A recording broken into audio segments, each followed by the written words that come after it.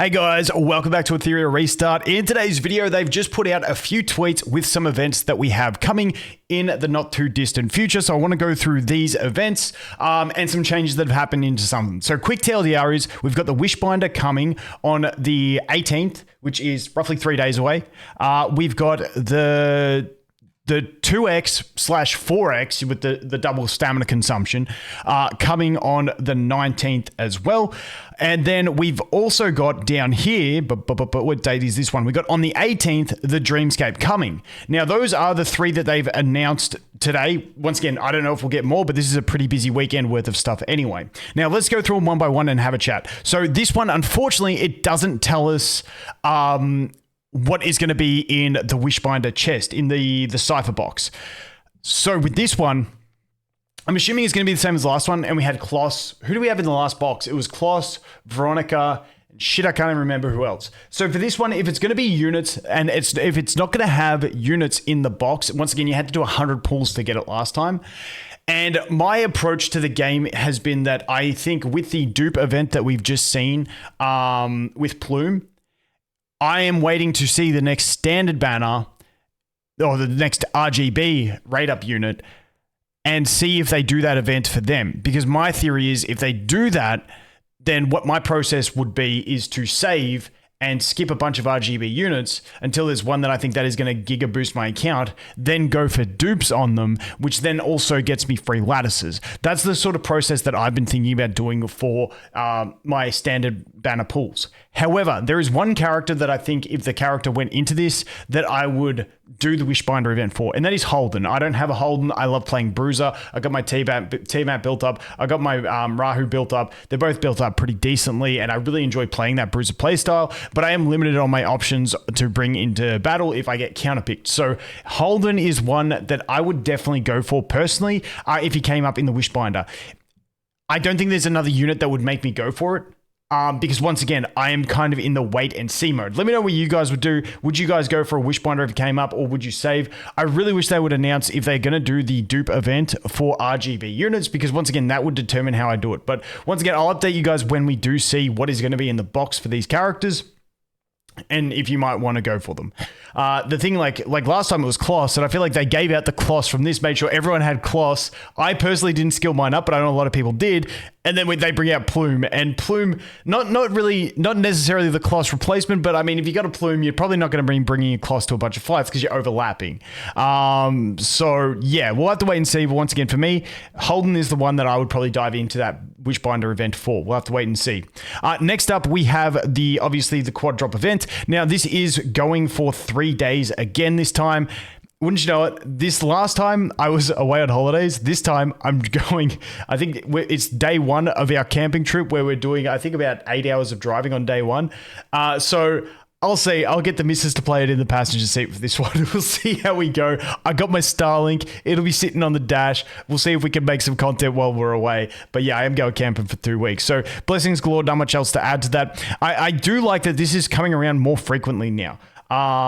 Is it more frequently, or is this just the same? Does it just feel like it's more frequently? I'd have to go through all the notices. But once again, I do like when the Blessings event comes around because it feels like you're not just only allowed to... I don't know. I really wish they would just add shells into this so you could feel like you can farm whatever you want, whenever you want. We spoke about this on the little podcast that we did with the other boys. And I know Barcode said that he's just farming modules anyway instead of shells outside of 2x. And you could see everyone like cringe at that. It's like, that's not what it should be. That's not what the game should be. You should be able to farm what you like when you like. Then these come around and it gives you a boost. But let me know if you guys have any different thoughts. I just always think I would love it if they just added shells to this so you can farm anything, anytime without feeling like you're wasting energy, because feeling like you gated into this. I'm really glad that this is coming around because I missed out on the last 2x event. I only did like 10 refills because I was away on holidays. So this one, Mrs. is going to be in the passenger seat grinding the shit out of this game for me without question. That is the way this is going to go. We'll have to wait and see. Moving on from that, we also have the Dreamscape coming back. Now this was the event that was going to fix the economy back in the day. And I think I think it had a mixed reception. Some people got really lucky with the lattices and enjoyed it. Some people got really unlucky and didn't enjoy it. I felt like the left side, which was the safe side, was always the side to go because I feel like it was safer and it just in general I gave better rewards across the board. Like I don't think once I ever went right side and got like a really high roll. I feel like I went left side every time and then you just get that one that spawns more and more chests and then you just get like massive rewards for no risk. It's crazy, but we'll have to see if that actually changes in terms of what the pathing is and the reward, like the events, if you want to call them, in that thing gives. So we'll have to wait and see on that. But this one says dive into challenge these illusions and at least face Dreamweaver itself. Gather dust, yada yada yada. Where is it? The updates. Here it is. Sorry, I was a bit all over the shop there. The price to purchase a Dream Key is now Hydra Crystal times 200. Does anyone think that's value yet? I don't know, man. I don't know. What was it before? 300? Dude, I feel like what you get out of a key, I feel like 50 is about where I'd consider, and I still probably wouldn't. I don't know. I guess they've done the math, though, because they do the math. So I guess that's like the new happy point. But let me know in the comments. Did you guys buy the Dream Keys last time? And will you buy them at 200? Because me personally, I'm still skipping them at 200. I just feel like the rewards weren't worth it.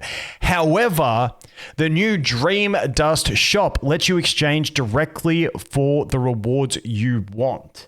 Now, this sounds better than the gambling chests.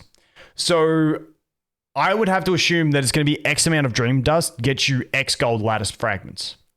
So then you could do the conversion on how many crystals are like roughly how many points are you getting on average per run, and then figure out your average crystal cost per gold lattice fragment. Also, we got to see how many are in the shop because you don't want to be able to cap it out without buying any crystals and then bought the crystals to not get any more gold lattices kind of thing. So that we'll have to wait and see. But let me know based on the last time the event was run and the format of it. Would you spend 200? I feel like 50 to 100. I'd still be questioning it, but we don't know the layout of the shop. So it looks like they've tried to buff the event. So I'm pretty happy with that. Removing some of that RNG is great. I do like that from this event.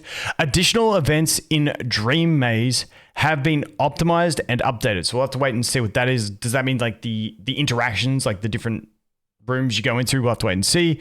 You can now share your Dream Maze scores. Don't really care about that, but that's pretty much it. So that is everything that we just got. Once again, busy weekend coming up. Unfortunately, I'm going to be driving all weekend for a camping trip, but hey, it is what it is. We got the Dreamscape. Hopefully this is a lot better. I do like this, the removing the RNG from the shop, because that was kind of frustrating. It wasn't fun RNG. I feel like the one event that has fun RNG, but is also really frustrating as hell, is the Lily event with the board. Now, the RNG that I hate in the Lily event is you get 3 refreshes and you might not see gold lattices, so you don't even get a shot at it. And that point, I'm just like, fuck.